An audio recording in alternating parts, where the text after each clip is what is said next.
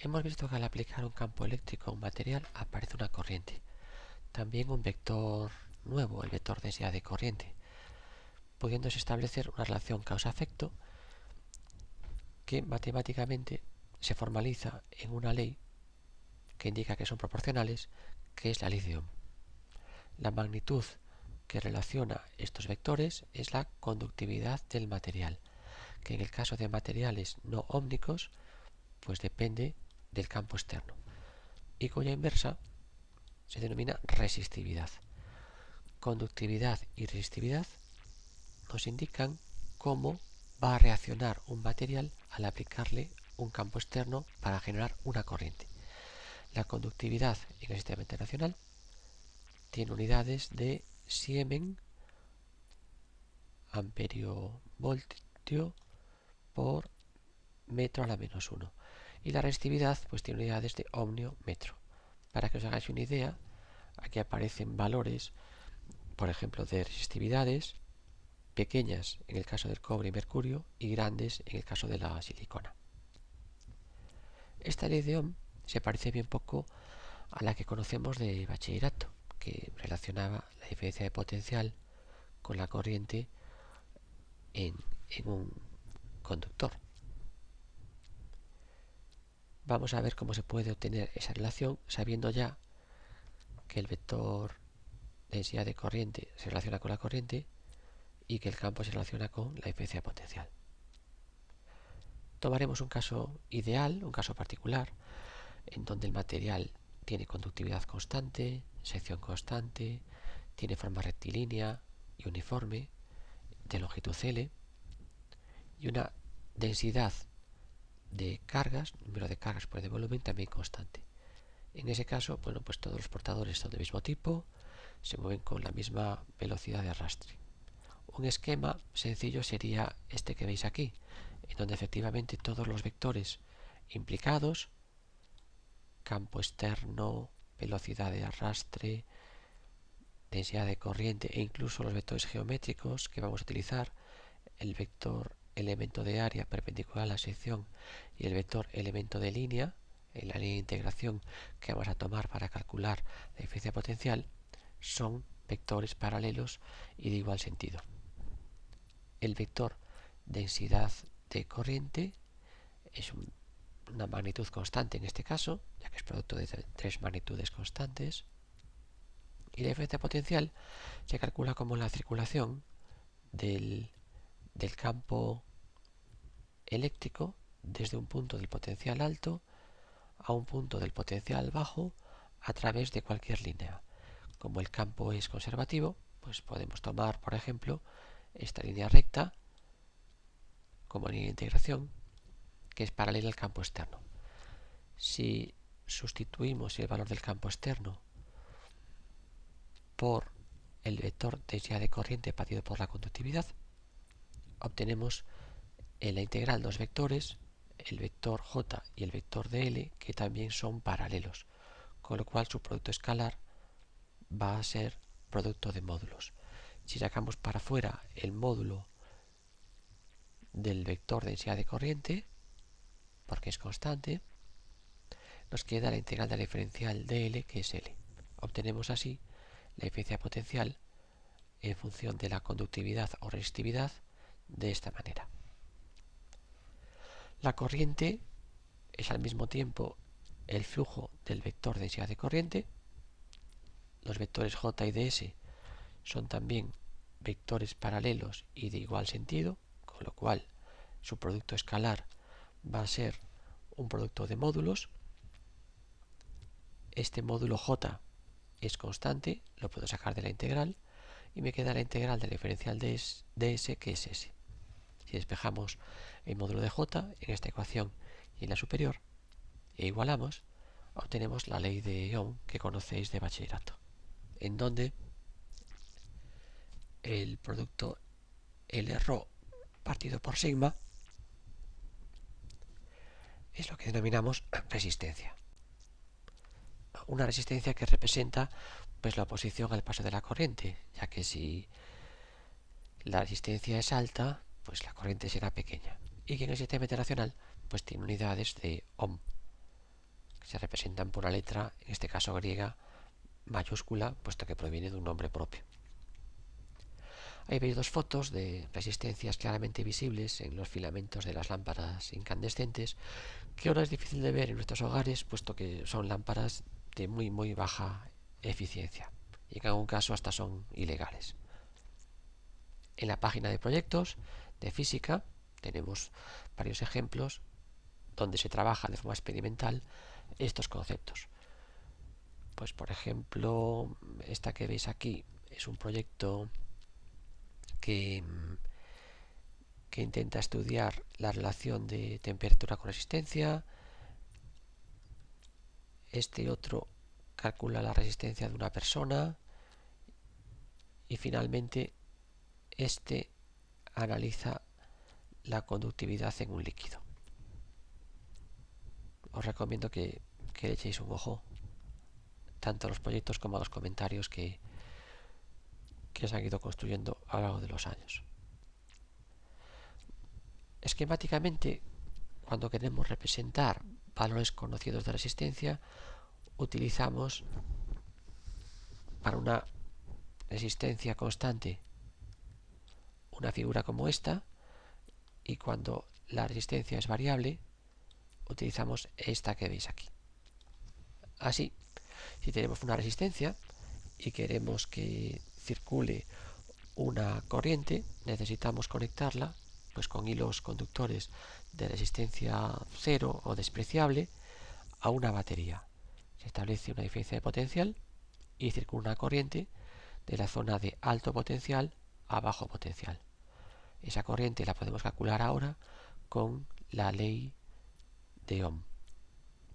Si quitamos la resistencia de ese circuito sencillo y cortocircuitamos, la resistencia es cero y en ese caso la intensidad que circularía pues sería infinita en el caso ideal. Si dejamos el circuito abierto, no circula corriente y la resistencia pues será infinita. La resistencia variable, también llamada reostato o potenciómetro, tiene mucha utilidad. Por ejemplo, en el control de volumen de nuestras radios, que cuando los hacemos girar en sentido horario, disminuimos la resistencia, aumenta la intensidad de corriente y por lo tanto escuchamos con más volumen la emisora que estamos sintonizando. Aquí veis ejemplos de resistencias de grafito, como la que manejasteis en el laboratorio. Veis que tienen unas líneas de color. Eso es un código que nos permite determinar qué resistencia nominal tienen, de acuerdo con las líneas que nos dan los dígitos, el multiplicador por 1000, por 100, por 1.000.000 de ohms y la tolerancia. Ahí tenéis un enlace que nos permite en un simulador en línea calcular, introduciendo los colores, la resistencia de diferentes elementos. Esta es una resistencia cerámica de valor muy pequeño y esta otra pues es una resistencia variable con valor máximo de 100 ohms. En resumen, si tenemos una resistencia y se establece una diferencia potencial entre sus bornes, va a circular una corriente cuya diferencia de potencial y intensidad se relacionan a través de esa ley de Ohm. Si la corriente circula en sentido contrario a la diferencia de potencial que estamos calculando, pues lógicamente aparece un signo menos. Como en el caso de los condensadores, podemos también combinar resistencias formando asociaciones para gestionar el reparto de corriente y diferencia de potencial en diferentes partes del circuito. Estas resistencias no tienen por qué ser iguales. En el caso de la asociación en serie, las resistencias se disponen una a continuación de otra y conectadas a una diferencia de potencial se genera una intensidad que comparten ambas resistencias. siendo la diferencia de potencial la que se divide entre ambas. El objetivo es calcular cuál es la resistencia equivalente que realiza la misma función, es decir, que con una misma diferencia de potencial haga circular la misma intensidad.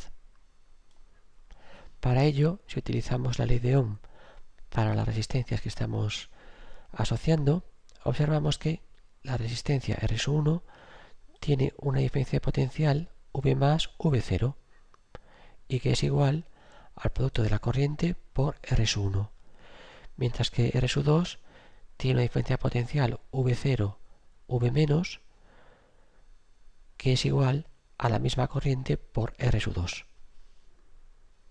Si observamos esas dos ecuaciones, podemos entender cómo se reparte la diferencia de potencial, puesto que habrá más diferencia de potencial allá donde la resistencia sea mayor. Si hacemos lo mismo para la resistencia equivalente, obtenemos su ley de Ohm, y si ahora sumamos las dos ecuaciones obtenidas para las resistencias en la asociación, vemos que el potencial intermedio V0 se cancela y podemos poner la diferencia de potencial V más V menos como el producto de la corriente por la suma de las resistencias. Si cancelamos ahora la intensidad que es común, nos queda que la resistencia equivalente, en este caso, es la suma de las resistencias. Por lo tanto, es mayor que las resistencias individuales. En el caso de una asociación en paralelo, la disposición de las resistencias es como se muestra en esta figura. La diferencia de potencial es común para las resistencias que estamos asociando y lo que se reparte es la corriente que circula por el circuito. Igual que en el caso anterior, vamos a calcular cuál es la resistencia equivalente que realice la misma función que la asociación, es decir, que conectada a la misma diferencia de potencial haga circular la misma corriente. Si utilizamos la ley de Ohm en las resistencias que estamos asociando, observamos que efectivamente la diferencia de potencial es común y es igual al producto de la intensidad por la resistencia en cada uno de los casos. Si las resistencias no son iguales, esas corrientes por supuesto no serán iguales. ¿Cómo se reparte la corriente? Pues si observamos estas dos ecuaciones que podemos igualar, observamos que circulará más corriente por aquella resistencia que tenga menor valor. Si utilizamos la ley de Ohm para la asociación equivalente y despejamos la intensidad y recordamos que la carga se conserva y por tanto también se conserva la intensidad, tendremos que la intensidad que circula por el circuito equivalente será igual a la suma de las intensidades que circula por cada una de las resistencias que estamos asociando. Si ahora llevamos las expresiones de diferencia de potencial que obtuvimos antes a el valor de la intensidad y su 1 y su 2, sacando a factor común diferencia de potencial en el segundo miembro, lo cancelamos con la que teníamos de la aplicación de la ley de Ohm para el circuito equivalente y nos queda finalmente que la inversa de la resistencia equivalente es igual en este caso a la suma de las inversas de las resistencias que estamos asociando. En este caso, la resistencia equivalente es menor que las resistencias individuales asociadas.